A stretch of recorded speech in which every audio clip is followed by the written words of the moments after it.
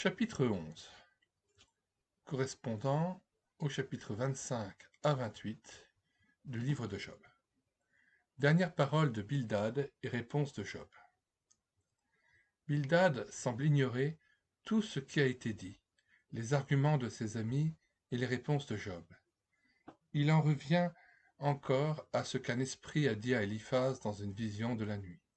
Certes, la puissance de Dieu est infinie, ses armées sont innombrables. Il fait luire son soleil sur les méchants comme sur les bons. Cependant, comment l'homme serait-il juste devant lui? Comment serait-il pur? Lorsque même les étoiles ne sont pas pures à ses yeux, combien moins l'homme qui n'est qu'un ver? Versets 1 à 6. Alors Job reproche à Bildad son incompréhension. Comme tu sais bien venir en aide à celui qui est faible, comme tu prêtes secours au bras sans force, comme tu as bien conseillé celui qui manque de sagesse, qui est-ce qui t'inspire? Chapitre 26, versets 1 à 4. Il est évident que si Bildad ne savait pas encore comment l'homme pouvait s'approcher de Dieu et lui rendre un culte qui lui fût agréable, il est mieux fait de rester chez lui que de venir chez son ami dans l'affliction avec ses négations. Tout ce qu'il a pu dire, ce sont toutes les calamités qui fondent sur l'homme sans Dieu.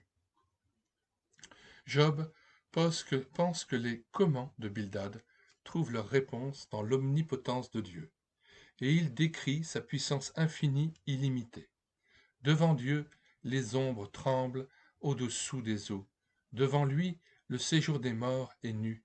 L'abîme n'a point de voile. Il suspend la terre sur le néant.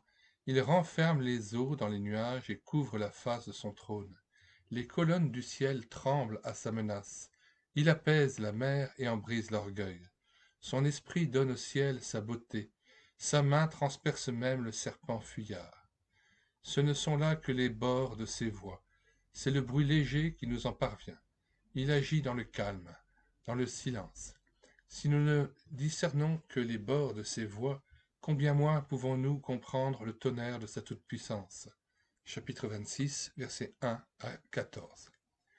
Si sa puissance créatrice a fait toutes ces merveilles, serait-il possible que son œuvre la plus noble, l'homme, échappât à sa puissance? Assurément, par comparaison avec son Créateur, l'homme n'est qu'un ver, il est déchu de son premier état, et il est devenu l'esclave de ce monde sur lequel il devait régner. Mais l'infinie sagesse de Dieu peut trouver un moyen de ramener à lui, de rencontrer à nouveau celui que le péché a séparé. Ce moyen, il l'a pourvu. Job, qui avait été interrompu par Bildad, a repris son discours sentencieux. L'Éternel est vivant, jusqu'à mon dernier soupir, je défendrai mon innocence. Bien des années plus tard, le prophète Élie, déclarant à Israël le châtiment de Dieu, s'exprime ainsi: L'Éternel est vivant, devant qui je me tiens et que je sers. En la présence du vivant, mes amis, je ne puis vous donner raison. Ma langue ne dira rien de faux. Je ne puis non plus rien changer à ce que j'ai dit de ma vie, de mes relations avec Dieu. Mon cœur ne me fait de reproches sur aucun de mes jours. Chapitre 27, versets 1 à 6. Je retiens avec force ma confiance et mon espérance, malgré la fournaise où je suis. Ceux qui s'élèvent contre moi et faussement me condamnent, alors que je suis innocent de leurs accusations, ne sont point des amis, mais des ennemis. Eux recevront la portion du méchant. L'hypocrite ne fait pas du Tout-Puissant ses délices. Il ne lui adresse pas ses prières en tout temps, comme vous savez que je fais. Chapitre 7, verset 10. Je vous enseignerai les voies de Dieu. C'est au tour de Tsophar de parler, mais il garde le silence, et Job, reprenant la parole, dit « Je ne vous cacherai pas les desseins du Tout-Puissant. » Lui aussi, Job, a discerné l'autre aspect du sort des méchants. Il était faux de dire que la souffrance est invariablement le fruit du péché. Mais il est vrai, terriblement vrai, qu'une vie passée loin de Dieu et dans le mépris de ses commandements entraîne son châtiment en ce monde et dans le monde à venir. Il était vrai de dire que si les enfants de l'impie étaient nombreux, c'était souvent pour l'épée. Inquiets, agités, mécontents, ils sont comme possédés par l'esprit qui règne à leur foyer. Que le méchant amasse des richesses, il devra tout laisser. Il se couche riche et il meurt dépouillé. Il ouvre les yeux et tout a disparu. Dieu le frappe soudain et lui dit « Insensé, cette nuit même ton âme te sera redemandée. » Il voudrait fuir, mais il ne le peut. D'accord avec les jugements de Dieu, les hommes battent des mains à sa chute et sifflent à son départ. Telle est la fin du méchant, même si, au cours des années écoulées, les châtiments de Dieu ne l'ont pas atteint. Après avoir rappelé le lot des méchants et montré la folie qu'il y a à s'attacher aux choses qui passent, Job décrit le travail incessant de l'homme dans la recherche des biens terrestres et met en contraste la sagesse déployée pour atteindre jusqu'aux richesses cachées du sous-sol avec la sagesse qui vient d'en haut. Il faut creuser le sol pour y trouver l'argent, et l'or qu'on a recueilli doit être mis au creuset pour être affiné. Le fer doit être extrait de la poussière, et l'on fond la pierre pour y trouver l'airain. Avec quelle persévérance les hommes recherchent ces trésors, ouvrant des galeries dans les entrailles de la terre, loin des endroits habités. De la terre, qui donne le blé, sortent aussi des pierres merveilleuses, des saphirs d'un bleu transparent et de la poussière d'or. L'oiseau de proie ne peut suivre le chemin du mineur, malgré l'acuité de son regard, et les plus fiers animaux ne l'ont point foulé. L'homme porte sa main sur le rocher et renverse les montagnes depuis leurs racines. Il s'ouvre un passage dans le roc, et son œil contemple tout ce qu'il y a de précieux. Il change même l'écoulement des eaux pour amener à la lumière les trésors cachés. Chapitre 28, versets 1 à 11. Tel est le travail de l'homme à la recherche des biens terrestres. Mais connaît-il la valeur infiniment supérieure, infiniment plus précieuse de la sagesse et de la connaissance?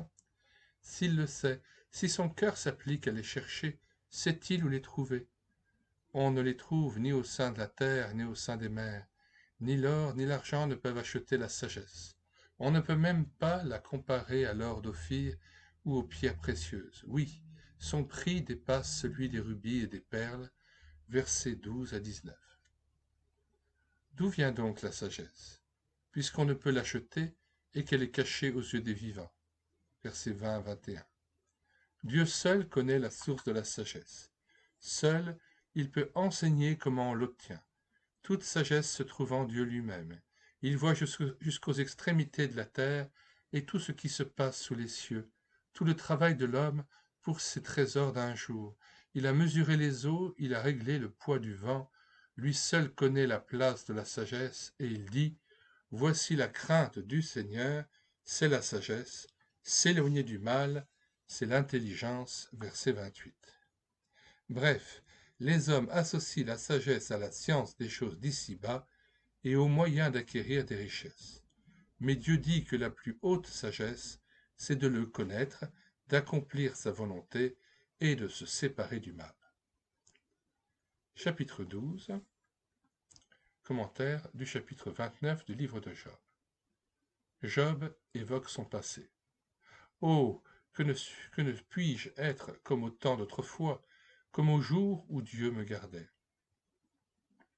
Après avoir dit qu'il conservera jusqu'au bout son intégrité, après avoir déclaré bien clairement à ses amis qu'il refusait de prendre cette place du pécheur et de l'impie à laquelle il l'invitait, Job s'accorde la joie de regarder en arrière, de retourner en pensée au jour d'autrefois, qu'il met en contraste avec l'amertume et la douleur du temps présent.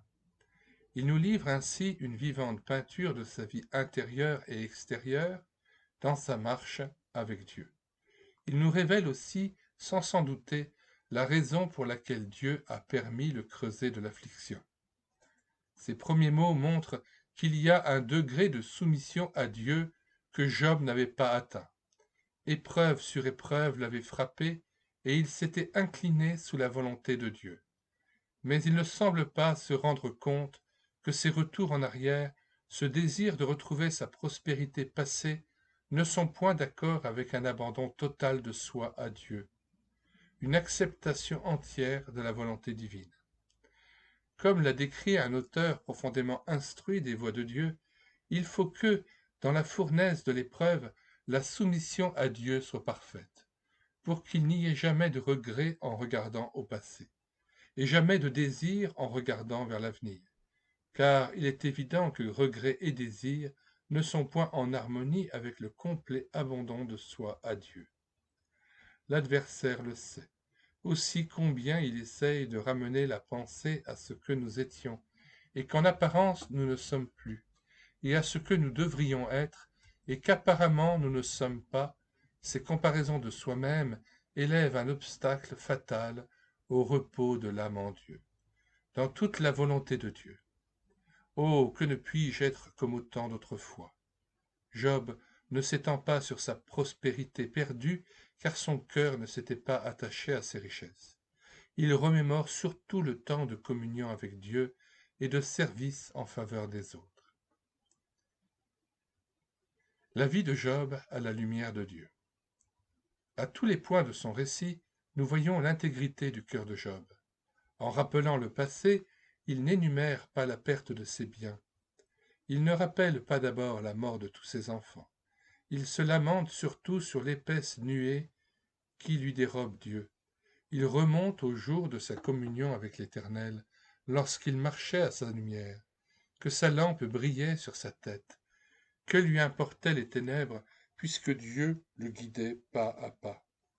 Job avait bien la conviction qu'il était entre les mains de Dieu, mais il est troublé par sa nouvelle manière d'être à son endroit.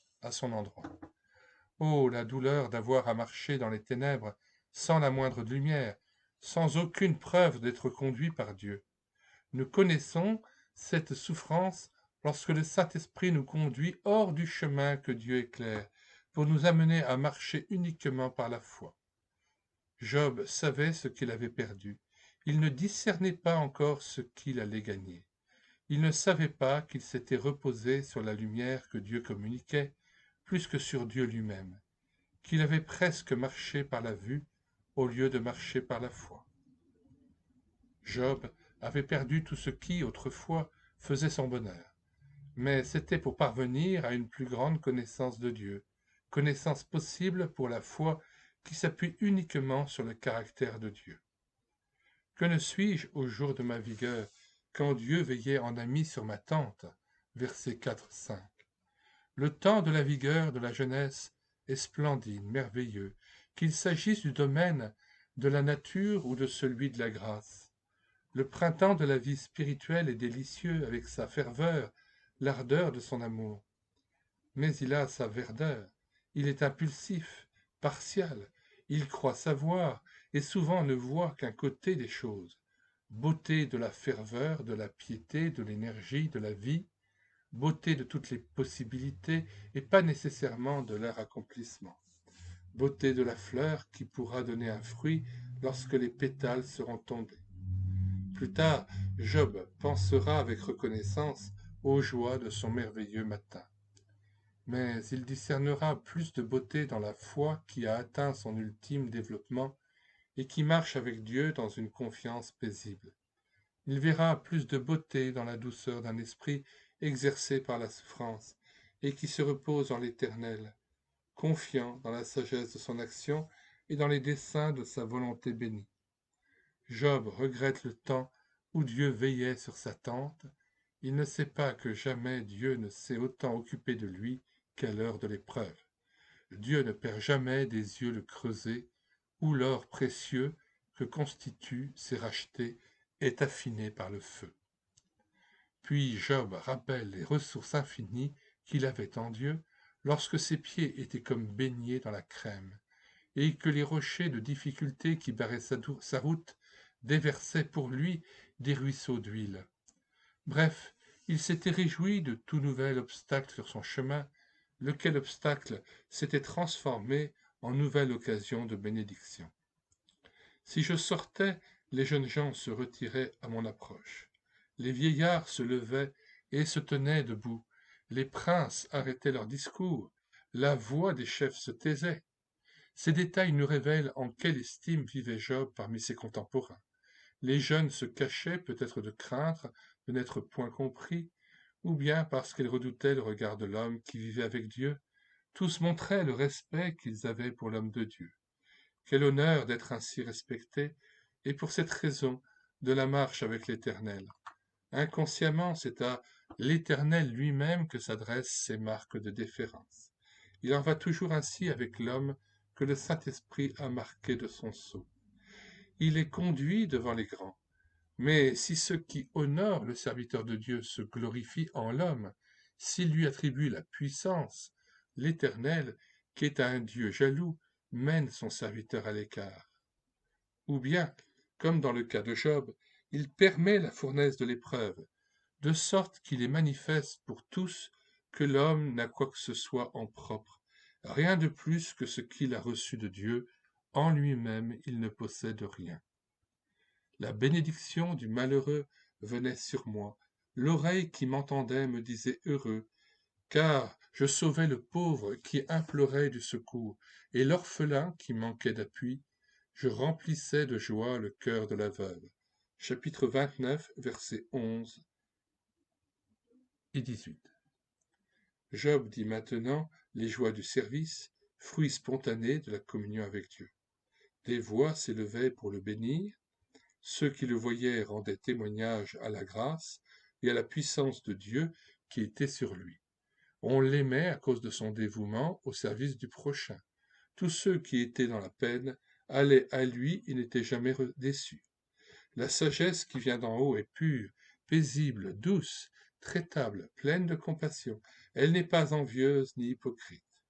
L'esquisse que Job trace de sa vie atteint ici sa suprême beauté. Après la joie de satisfaire le cœur de Christ, il n'y a point de joie plus douce ici-bas que celle de secourir ceux qui sont prêts à périr et de faire que le cœur de la veuve chante de joie. Job regrette ce temps-là. Mais quand donc ce service lui sera-t-il confié à nouveau? Mais qui donc viendrait à lui maintenant? Lui, le malheureux, sur le tas de cendres. Je me revêtais de la justice, et je lui servais de vêtements. J'avais ma droiture pour manteau et pour turban, j'étais l'œil de l'aveugle et le pied du boiteux, j'étais le père des misérables, je brisais la mâchoire de l'injuste et j'arrachais de ses dents la proie. Versets 14 à 17. L'intimité qu'il y avait entre Job et Dieu nous permet de croire qu'existait en lui cette justice, cette droiture de vie que nous trouvons aujourd'hui en ceux qui ont compris que Jésus-Christ a été fait pécher à notre place pour que nous devinssions justice de Dieu en lui. Je me revêtais de la justice et je lui servais de vêtements, dit-il, pour décrire ce qui faisait sa force. Ceci nous montre qu'il était vraiment revêtu de la puissance d'en haut. On pourrait presque décrire avec les mêmes mots le revêtement de Saint-Esprit que reçurent les disciples à la Pentecôte. La justice de Dieu ne fut-elle pas manifestée dans l'apôtre Pierre, lorsqu'il dévoila et jugea le péché d'Ananias et de Saphira? Ainsi Job, instrument dans la main de Dieu, au milieu de ses contemporains, fut revêtu de justice comme d'une cotte de maille pour la bataille contre le péché. Sa justice, son jugement impartial dans les différentes familles ou tribus avait été comme un précieux diadème sur sa tête. Sans peur dans sa lutte pour le droit, il ne s'était pas mis en peine des conséquences lorsqu'il s'opposait aux méchants et qu'il leur arrachait leurs victimes comme on arrache des mâchoires du fauve la proie qu'il s'apprête à dévorer. Je disais, je mourrai dans mon nid, mes jours seront abondants comme le sable. On suppose que Job avait atteint la 100e année à l'époque de sa grande épreuve. Il pouvait, certes, penser qu'il avait atteint la maturité et qu'aucun changement de situation ne surviendrait en sa vie.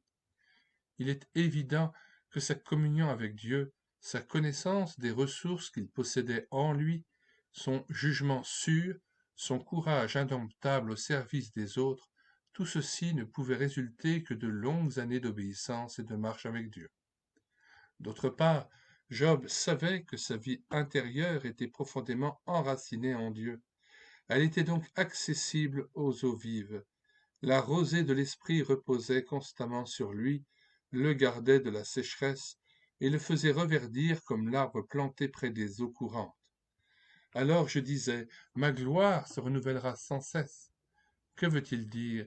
S'agissait-il de cette puissance de Dieu qui l'équipait constamment dans la bataille contre le péché et contre la puissance des ténèbres? Tout aussitôt il parle de son arc, lequel, au lieu de s'user, rajeunissait, ou était renouvelé entre ses mains. Verset 20. On m'écoutait, on gardait le silence. Après mes discours, nul ne répliquait. Ma parole était pour tous une bienfaisante rosée. Versets 21 à 23. Non seulement Job était revêtu de la justice de Dieu, mais il avait reçu ce qu'on nomma au jour de la Pentecôte le don d'expression, l'éloquence, l'autorité pour se faire écouter, ce silence profond, intense qui accompagne les paroles prononcées selon l'esprit, la conviction qu'elles entraînent dans le cœur des auditeurs pour y détruire toute opposition, l'influence rafraîchissante, comparable à celle de la rosée, du discours selon l'esprit, la soif éveillée, l'attente des auditeurs, la réceptivité du cœur et de l'être tout entier, comparable à celle de la terre recevant la pluie de l'arrière-saison. La confiance des auditeurs dans le messager envoyé par Dieu. Tous ces signes, tous ces traits marquent Job comme étant un véritable prophète de l'Éternel. C'est là une charge redoutable. Ce don d'agir sur les cœurs par la parole ne va pas sans péril. De quoi les Saintes Écritures ne manquent pas de nous avertir. C'est un grand privilège que d'être l'un des serviteurs que Dieu honore ainsi. Mais ce privilège a sa contrepartie de danger. Moïse pécha par ses lèvres. Élie fut puni à perpétuité, lui et sa descendance, parce qu'il n'avait pas réprimandé ses fils. David fut sévèrement châtié pour n'avoir pas su garder ses yeux. Jérémie fut repris parce que son esprit défaillait. Toutes ces choses sont écrites pour notre instruction. Dans le récit que Job fait de sa vie passée, il est aisé de discerner la satisfaction qu'il avait éprouvée de sa haute situation qu'il devait à la confiance de ses contemporains et surtout à la faveur de Dieu. Je m'asseyais à leur tête, j'étais comme un roi au milieu d'une troupe, dit-il dans sa conclusion. Le défi de Satan a été conçu de façon machiavélique. Il a discerné le péril qui menace Job sur ce piédestal où son intégrité, sa droiture, son amour pour Dieu et le prochain et la confiance de son peuple l'ont comme élevé. Péril bien connu de l'apôtre Paul lorsqu'il écrivait aux Corinthiens qu'il lui avait été mis une écharde dans la chair pour qu'il ne s'enflappât d'orgueil à cause de l'excellence des révélations qu'il avait reçues. Se laisser gagner par l'orgueil, c'est perdre sa couronne. D'autre part, ce récit de sa vie par Job confirme ce que Dieu a dit de lui devant l'assemblée céleste, et démontre suffisamment que ni le péché ni la désobéissance ne sont en cause dans l'épreuve qui l'a atteint. Mais il y a la seule volonté de Dieu qui a en vue l'accroissement de la foi chez son serviteur. Accroissement possible pour celui-là seul qui connaît la plénitude de l'esprit et la marche par la foi. Cette foi qui est plus précieuse aux yeux de Dieu que l'or périssable, et qui recevra honneur et louange lorsque le Seigneur apparaîtra. Dans le Nouveau Testament, il est question du grain de blé qui tombe en terre et meurt pour porter du fruit. De la conformité au Christ en sa mort, laquelle conformité succède à l'identification avec lui sur la croix du Calvaire. De la sentence de mort qui tomba sur tout ce que Paul avait, sur tout ce qu'il était par lui-même, afin qu'il ne se reposât plus qu'en la puissance de résurrection de Dieu. Ces choses, ces expériences correspondent à l'époque de dépouillement dans la vie de Job. Chapitre 13, correspondant au chapitre 30 du livre de Job. Dans le creuset. Sous sa magnificence éclatera un embrasement. Il en sera comme d'un porte-étendard qui tombe en défaillance. Ésaïe chapitre 10, versets 16-18. Après avoir rappelé les bénédictions de son heureux passé, Job décrit les douleurs du présent. Son récit n'est pas sans rappeler, par plus d'un côté, le chemin que suivit jusqu'au calvaire le Saint de Dieu. Lorsqu'il devint obéissant jusqu'à la mort de la croix. L'histoire de Job ne serait-elle pas seulement un enseignement des voies de Dieu envers ses enfants dans tous les temps? Préfigurerait-elle aussi l'œuvre du Christ? De même qu'Ésaïe 53 décrit les souffrances du Messie, la vie de Job ne fut-elle pas pour ses contemporains et, par certains côtés, annonciatrice du calvaire? Quoi qu'il en soit, l'harmonie interne des Écritures est soulignée de façon frappante par la vie de Job. La lettre de la parole a été donnée en divers temps et de plusieurs manières, mais nous y décernons le même esprit, une même vérité. De la Genèse à l'Apocalypse, nous avons ce même enseignement de mort et de résurrection, non seulement dans la vie du Seigneur, mais aussi dans celle de tout fils d'Adam ramené à Dieu par Christ. Le chemin qu'a suivi le Christ dans son pèlerinage terrestre est celui de la vie abondante. Si le grain de blé ne meurt, il demeure seul. S'il meurt, il porte beaucoup de fruits. Longtemps auparavant, Job fut amené à mourir à lui-même dans la fournaise de la souffrance. En ces derniers jours de l'âge, le chemin est le même pour toute âme qui attend l'apparition du Seigneur glorifié. De tout jeunes gens riaient du malheur de Job. Même des gens de rien, les plus vils, la lie du peuple, se moquaient de lui et lui crachaient au visage. C'est un fait, hélas, que la nature déchue se réjouit du malheur qui atteint le prochain. S'agit-il d'un enfant de Dieu, très aimé et estimé à cause de son service? Il se trouvera toujours autour de lui quelque âme jalouse ou envieuse, même parmi les frères, pour se réjouir qu'il soit mis à l'écart. Ô enfant de Dieu, pourquoi ne point te réjouir de ce qu'un autre est apprécié, recherché, même si d'être laissé dans l'ombre t'humilie? Ne peux-tu pas te réjouir de ce que Dieu envoie un autre que toi pour sauver des âmes, qu'un autre soit appelé pour un service qui autrefois te fut confié? Ne peux-tu te glorifier du privilège de l'intercession, ce service caché au pied du trône de la grâce? Ou bien souffrirais-tu d'être jugé durement, toi qui as supporté le labeur et la chaleur du jour au service du Maître?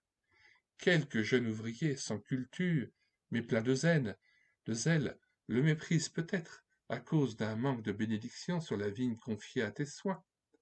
Ne veux-tu pas accepter d'être traité d'incapable et te retirer d'une œuvre qui a été comme ta vie? Non seulement les jeunes se moquent de moi, dit Job, mais je suis la risée de gens misérables, méprisables. Personne qui recherche la nuit, qu'on repousse de partout et qui fuit dans les lieux arides. Et maintenant, je suis l'objet de leurs chansons. Je suis en butte à leurs propos. Ils me crachent au visage. Ces misérables se lèvent à ma droite, ils me poussent les pieds, ils arrivent comme par une large brèche et se précipitent sur ma ruine. Chapitre 30, versets 1 à 14. Il semble, d'après ces paroles, qu'une foule de gens méprisables soit accourue pour insulter Job sur le tas d'immondices où maintenant il demeure. Lorsque, bien des siècles plus tard, le Seigneur Jésus fut crucifié en Golgotha, une foule de misérables s'assembla aussi contre lui. Des hommes vils l'accusèrent, des brigands furent crucifiés avec lui, qui avaient certainement des gens de leur bande mêlés à la foule pour voir mourir les suppliciés. Job avait passé sa vie à faire le bien, à secourir les pauvres, les affligés, les misérables. Maintenant, ceux-là même qu'il a secourus le considèrent avec horreur et l'injurient. Il est écrit du Christ au psaume 22, « Et moi je suis un ver et non un homme, l'opprobre des hommes et le méprisé du peuple. Tous ceux qui me voient se moquent de moi, ils ouvrent la bouche et secouent la tête. Ils ont perdu toute retenue, dit Job, ils poussent mes pieds. Des chiens m'environnent, une bande de scélérats rôde autour de moi, est-il écrit du Seigneur au psaume 22, verset 16. Ma gloire est emportée comme par le vent, s'écrie Job. Tu connais mon opprobre, ma honte, mon ignominie, dit le Seigneur, au psaume 22, verset 16.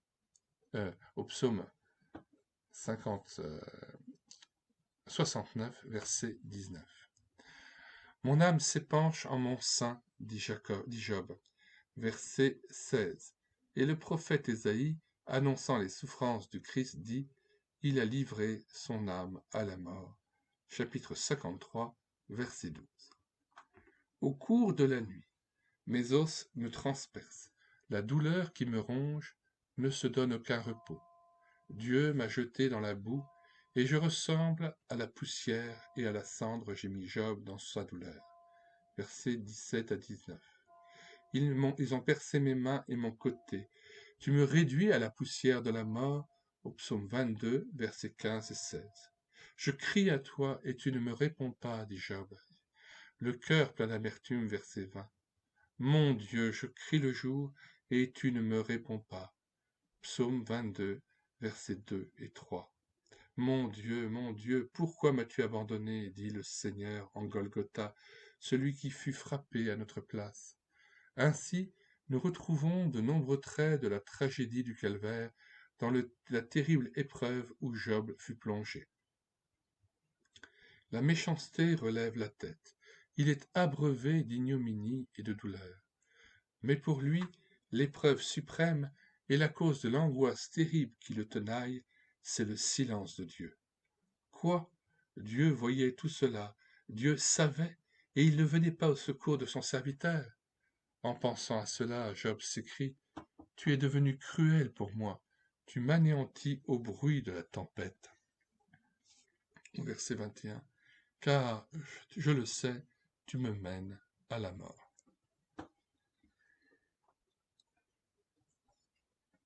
Alors, Job est repris en sa conscience. N'a-t-il pas dit à ses amis son absolue confiance en Dieu? Même s'il me tuait, je ne cesserais d'espérer en lui. N'a-t-il pas dit son assurance de sortir de l'épreuve comme l'or purifié par le feu? Or, il vient d'accuser Dieu de cruauté. À peine les paroles ont-ils passé ses lèvres que Job sait qu'il a péché. Mais il étouffe la voix douce et subtile qui se fait entendre, et il s'excuse en disant « Celui qui va périr, n'étend-il pas les mains? Celui qui est dans le malheur, n'implore-t-il pas du secours ?» Job avait atteint le sommet, le moment crucial de son épreuve, et il n'en savait rien. Sa confiance en Dieu était restée jusque-là inébranlable. Les accusations plus ou moins ouvertes de ses amis n'avaient fait que mieux enraciner sa foi en Dieu. Mais lorsqu'il s'offrit le luxe de s'étendre sur les joies des années écoulées et qu'il compara sa vie d'alors avec celle d'aujourd'hui, ses regrets, son désespoir prirent le dessus, et il s'oublia au point de formuler d'amers reproches à l'adresse de son tout-puissant ami. Alors, au lieu de s'humilier aussitôt et de confesser sa faute, il se donna une excuse, puis il se prit en pitié. Son intégrité ne l'autorisait-elle pas à espérer le bonheur? Et le voici qui se lamente et qui pleure sur lui-même. Versets 24 à 31. Le prophète Jérémie traversa un moment de dépression identique. « Malheur à moi, ma mère, de ce que tu m'as fait naître, je n'emprunte ni ne prête, et cependant tous me maudissent. À cause de ta puissance, je me suis assis solitaire. Pourquoi ma souffrance est-elle continuelle? Serais-tu pour moi comme une source trompeuse, comme quelque chose qui vient à manquer? » Et Dieu répondit à son prophète, en danger de sombrer dans la tempête de l'épreuve. « Si tu retires ces paroles, je te répondrai, et tu pourras ensuite te tenir en ma présence. » Version suédoise, Jérémie 15, versets 10 à 19. Si Job avait écouté la voix intérieure, s'il était retourné à Dieu aussitôt, il ne se serait pas laissé aller au désespoir, ni à cette justification de ses voix, et à ce plaidoyer en sa faveur qui va suivre. Ce qui fit penser aux amis de Job qu'après tout, il ne se trompait guère, et que celui-ci se considérait comme juste devant Dieu. Maintenant, l'esprit de Job a été touché. Il a comme lâché l'encre intérieure, et il enfonce sous la main de Dieu. L'esprit de l'homme le soutient dans la maladie, mais l'esprit abattu, qui le relèvera? Proverbe 18, verset 14. Le Dieu fidèle veille toujours. Il ne permettra pas que Job reste dans le creuset de la souffrance une seconde de trop. Même en cet instant, Job n'a pas rejeté Dieu. Sa volonté de lui rester fidèle demeure. Dans son angoisse, il s'est laissé aller à faire des reproches à Dieu, mais il ne se sépare pas de lui, il n'a pas refusé de se confier en lui. Contraste. Nous avons signalé les points de ressemblance qu'il y a entre Job, serviteur de Dieu, et le Seigneur, le Fils de Dieu. Mais ici, nous constatons la grande différence qu'il y a entre l'un et l'autre. On l'a dit, de par notre nature, nous redoutons davantage la souffrance que le péché. Il semble que cette crainte de la souffrance soit profondément enracinée dans notre être, comme aussi la tendance à condamner le prochain, même injustement. Mais lorsque nous regardons au Seigneur, au Christ, quel calme, quelle acceptation délibérée et persévérante de la souffrance. Il s'humilie non pas une fois en prenant la forme du serviteur, mais à tout instant, à tous les pas du chemin douloureux, il se rend obéissant jusqu'à la mort de la croix. Dans le prétoire, le Christ est entouré de personnes qui ont de fortes ressemblances avec les amis de Job. Hommes religieux qui font profession de connaître Dieu et se croient qualifiés pour conduire les aveugles. Bien plus, bien mieux que Job, le Seigneur avait fait le bien, remplissant de joie le cœur de la veuve, prononçant des paroles qu'aucun homme n'avait prononcées. Toute sa vie fut un ministère d'amour en faveur de ceux qui étaient dans la tristesse et l'affliction. Accusé de blasphème par ceux qui auraient dû être ses amis, condamné comme pécheur et séducteur, à l'inverse de Job, le Seigneur ne répondit rien. Injurié, il ne rendit point d'injure. Maltraité, il ne fit point de menaces, mais s'en remit à celui qui juge justement. 1 Pierre 2, verset 23. À l'heure suprême, et bien qu'il eût crié « Mon Dieu, pourquoi m'as-tu abandonné ?» Le Seigneur dit « Mon Père, je remets mon esprit entre tes mains. » Job, lui, proteste et dit à Dieu « Tu es devenu cruel pour moi », et il perd pied sous la puissante main de l'Éternel. Chapitre 14, correspondant au chapitre 31 et 32 du livre de Job. Le serment de Job. Moi, mon mais. Il n'est pas honorable de rechercher sa propre gloire. Proverbe 22, verset 27. On suppose que Job se dressa alors sur le tas de cendres et que, levant les mains vers le ciel, il fit un serment à la manière orientale. Le serment qu'il était innocent de tout ce dont on l'accusait, vu l'accablement où il s'est comme délibérément plongé, cela ne surprend pas. À un moment donné, complètement brisé, il avait imploré la pitié de ses amis, mais son esprit prenant le dessus, il avait affirmé sa foi triomphante en son Rédempteur, et son cœur était resté comme ancré en Dieu, jusqu'au moment qu'il avait évoqué les jours heureux de son passé. Alors le contraste avec l'état misérable et abject où il est tombé, ce contraste est tel que Job ne voit plus la fidélité de Dieu. Il redescend lui-même, il se laisse absorber par son épreuve et se prend en pitié. Dans ce plaidoyer, cette justification de soi, Job déclare solennellement ce qu'a été sa conduite concernant le péché, le monde, le prochain, la fortune, l'idolâtrie et les ennemis. Premièrement, j'avais fait un pacte avec mes yeux. Chapitre 30, verset 1. C'est ici l'une des premières conditions pour marcher avec Dieu. Et dans le sermon sur la montagne qui donne les lois du royaume, le Seigneur Jésus déclare que le regard de convoitise, le désir, sont comme le péché lui-même aux yeux de Dieu. Quelle part, dit Job, Dieu m'eût-il réservé d'en haut? Quel héritage de Tout-Puissant m'eût-il envoyé des cieux? Si j'avais commis cette iniquité, Dieu n'a-t-il pas connu mes voies, n'a-t-il pas compté tous mes pas? Versets 1 à 4. Deuxièmement, Si j'ai marché dans la vanité, si mes pieds se sont détournés du droit chemin, si mon cœur a suivi mes yeux au cours des journées, que de choses mauvaises frappent les regards, même de celui qui s'est mis à part pour Dieu, si quelque souillure s'est attachée à mes mains, sur tous ces points, Job est prêt à être pesé dans la balance de Dieu pour que son innocence soit manifestée.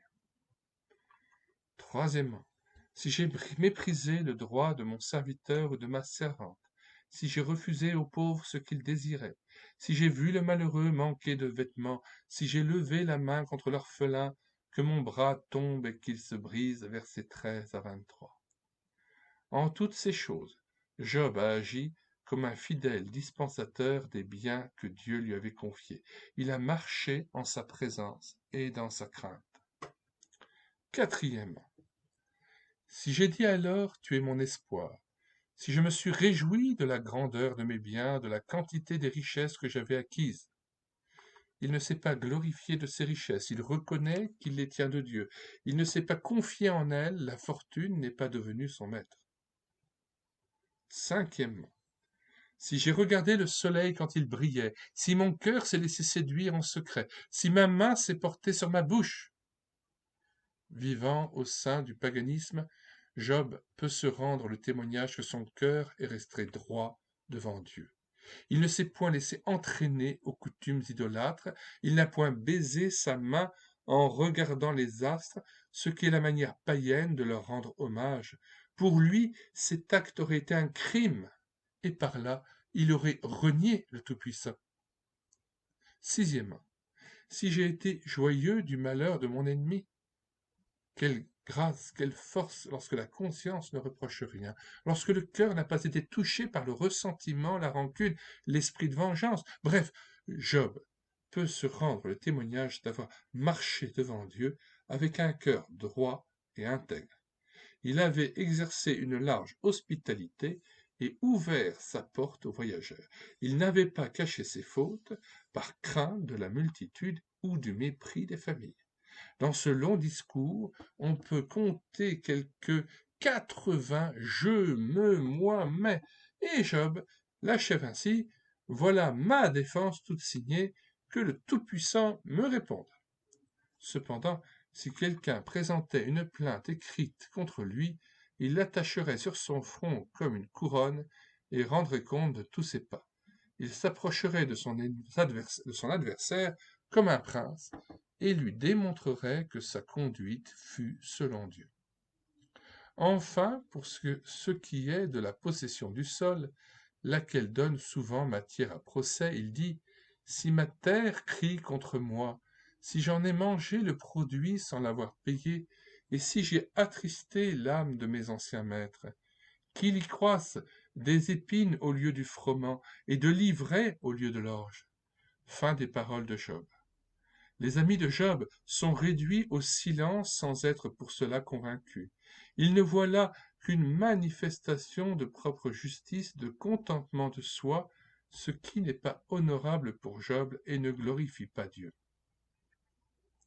Job a certainement marché en toute bonne conscience devant Dieu et les hommes jusque-là. Seulement, les accusations persistantes de ses amis, jointes à d'atroces souffrances physiques et morales, aussi bien que spirituelles, il a l'impression que Dieu l'a oublié, tout cela l'a blessé au vif, provoquant ce plaidoyer en sa faveur, nettement contraire à l'esprit d'oubli de soi et d'humilité. L'enfant de Dieu ne peut sans danger défendre sa propre cause. Dieu seul peut rendre témoignage à celui qui a remis toute chose entre ses mains. Le discours de Job montre qu'il avait besoin de passer par la fournaise.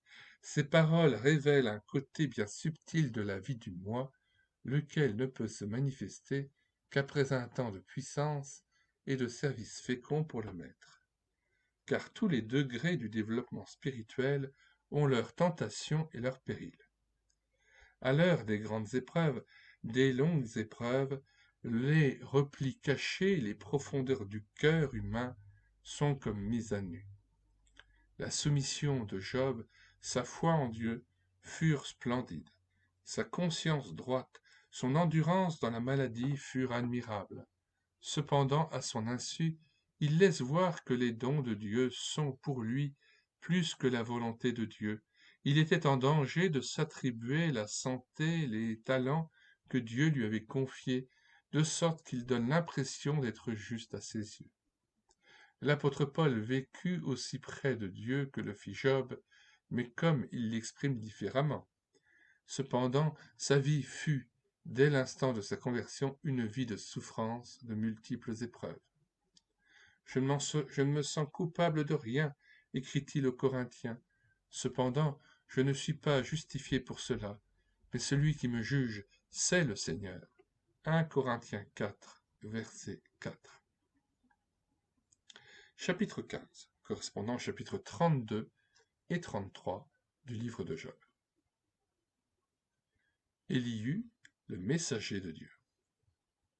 Je répondis, Ah, Seigneur éternel, voici, je ne sais point parler, je ne suis qu'un enfant. Jérémie, chapitre 1, versets 6 à 7. Un jeune homme était là, qui avait entendu tout ce qui avait été dit. Il n'a pas été nommé jusqu'ici. Sans doute jugeait-on inutile de prendre garde à la présence d'Élihu à cause de l'extrême jeunesse de celui-ci. Cependant, les paroles qu'il prononça révélèrent un discernement spirituel que n'avaient pas ses aînés.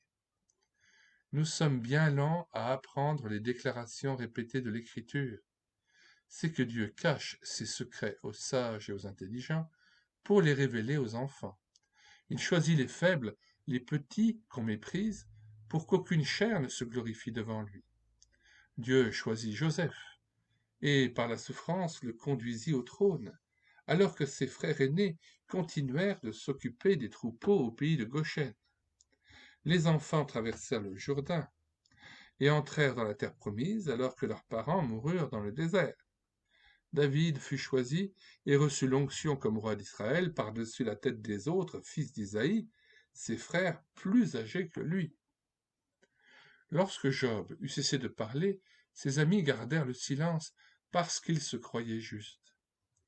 C'est alors qu'Élihu se sentit poussé à prendre la parole. Sa colère s'enflamma contre Job parce qu'il se justifiait plutôt que Dieu, et contre les trois amis parce qu'ils ne trouvaient rien à répondre et que cependant ils condamnaient Job. Il dit « Je suis jeune, et vous êtes très âgé, c'est pourquoi j'ai craint. J'ai redouté de vous faire connaître mon sentiment, je disais en moi-même, les jours parleront. » Chapitre 32, versets 6-7. Il est agréable de constater avec quelle modestie et quel tact Élihu entre dans la discussion dont il a été jusqu'ici un muet témoin. « Je suis plein de paroles, dit-il, l'esprit me presse au-dedans de moi, mon intérieur est comme un vin qui n'a pas d'issue, comme des outres neuves qui vont éclater, je parlerai pour respirer à l'aise. » La main de Dieu est sur lui. Il sent qu'il ne doit pas réprimer les paroles qui bouillonnent en son esprit. Après un temps d'attente, il profite donc du silence qui s'est établi entre Job et ses amis pour dire ce que Dieu lui met au cœur de prononcer. Maintenant donc, Job, écoute mes paroles. C'est avec droiture de cœur que je vais parler. Défends ta cause. Tiens-toi prêt. Devant Dieu, je suis ton semblable. J'ai été comme toi formé de la boue. Mes terreurs ne te troubleront pas. Chapitre 33, versets 1 à 8. Élihu résume les discours de Dieu. Celui-ci affirme son innocence et il dit que Dieu le traite en ennemi. Quelle erreur est la tienne, dit Élihu. Comment la créature disputerait-elle avec son Créateur? Juste une petite parenthèse. Élihu signifie Dieu est éternel. Fils de Barakéel de Buz, Barakéel veut dire celui que Dieu bénit, et Buz, deuxième fils de Nachor, le frère d'Abraham. Genèse 22, versets 20 à 21. Donc, quelle erreur est la tienne, dit Élihu? Comment la créature disputerait-elle avec son Créateur? En ceci, tu n'as pas raison. Dieu ne rend pas compte de ses actes. Ce jeune homme est manifestement sous l'influence de l'Esprit de Dieu. Le Seigneur révèle rapidement et clairement l'état des âmes dans l'angoisse aux messagers qu'il leur envoie. Élihu est aussitôt au cœur du sujet. Quelle différence entre son discours et celui des vieillards, dont la multitude des paroles a passé à côté de la question. En somme, tout revient à ceci, dit-il à Job. Tu es innocent, et c'est Dieu qui a tort. S'il y a quelqu'un à blâmer, tu dis que c'est lui. Où est ton sens de la justice? Vois dans quelle impossible situation tu mets le Dieu 3 fois saint. Tu ne peux le combattre. Tu le sommes de te rendre des comptes. Il ne t'en donnera pas. Tu dis qu'il est ton ennemi, et toi-même tu prends la place d'un ennemi. Toutefois, Dieu n'était pas sans faire connaître sa volonté. Le malheur, c'est que les hommes ne comprenaient pas son langage et ne prêtaient point une attention suffisante à sa voix. Élihu indique 2 des méthodes que Dieu emploie. Il parle directement au cœur par son Saint-Esprit. Deuxièmement, il parle par des visions ou des songes au cours de la nuit, lorsque les choses de cette vie sont comme effacées momentanément et que les devoirs quotidiens ne s'imposent plus à la pensée. Alors l'Esprit grave dans le cœur des instructions de l'Éternel, comme le cachet imprime sa gravure sur de la cire molle. Quel contraste nous avons ici avec le message de l'Esprit qui visita Eliphaz et jeta dans sa pensée des doutes sur le caractère de Dieu. Les anciens auteurs nommaient ces instructions que le Saint-Esprit grave dans le cœur, une connaissance diffusée de Dieu. Celle-ci marque un degré de croissance spirituelle désigné comme le chemin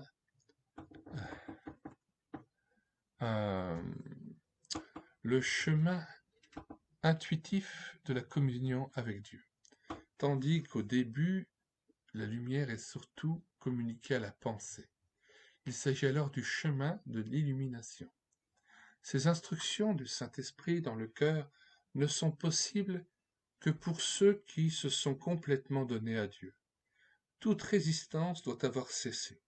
La volonté doit être amenée en une harmonie parfaite avec la sienne, et l'atmosphère doit rester transparente entre l'âme et Dieu au cours de l'activité journalière. Pourquoi Dieu parle-t-il? Pour détourner l'homme du mal, pour l'avertir, le préserver de l'orgueil, afin de garantir son âme de la fosse et des coups du glaive. Chapitre 23, versets 17 à 18.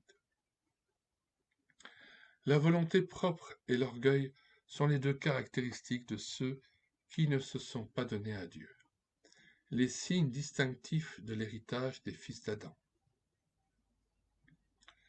Le second Adam, le Seigneur du ciel, nous a au calvaire acquis un salut parfait.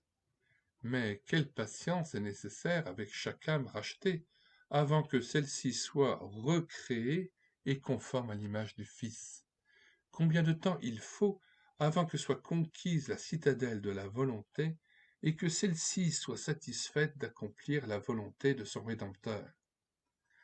L'âme purifiée par le précieux sang de Jésus peut choisir la grâce de la véritable humilité, mais il faut l'action toujours plus profonde de Dieu pour amener l'homme à renoncer à soi-même et à sa propre vie, afin de devenir participant de la vie abondante du Seigneur. Ainsi, il est gardé d'une existence perdue et inutile. Dieu parle encore à ses enfants par l'épreuve de la souffrance. Avec Dieu, dire, c'est agir, et il explique ses desseins en plaçant l'âme dans le creuset. Madame Guyon. Son âme s'approche de la fosse et sa vie des messagers de la mort. Combien sérieuses alors les réprimandes du Tout-Puissant, combien profonde la conviction quand les leçons du Père Céleste sont comme burinées dans la conscience avec une pointe rougie au feu. Afin que l'homme abandonne ses projets ou ses plans, Dieu le met à l'écart, pose sa main sur lui, le dépouille de sa vigueur, Alors l'homme prend en dégoût la nourriture, sa chair se détruit, sa vie ne tient qu'à un fil. Devant l'éternité, l'œuvre accomplie s'éloigne, s'efface, le don de soi à Dieu est mis à l'épreuve. La volonté de Dieu est-elle plus que le travail pour Dieu?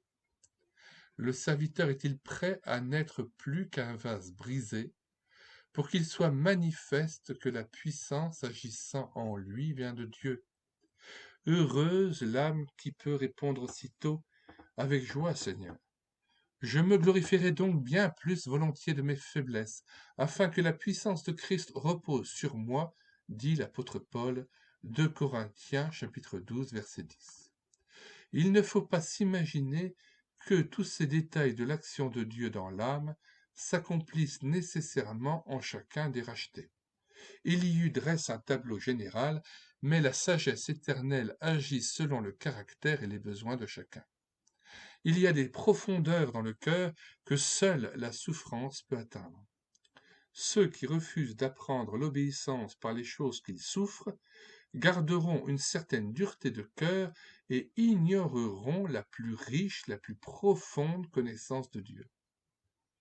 Enfin, c'est aussi dans le domaine spirituel que peut s'effectuer le dépouillement dont parle Élihu.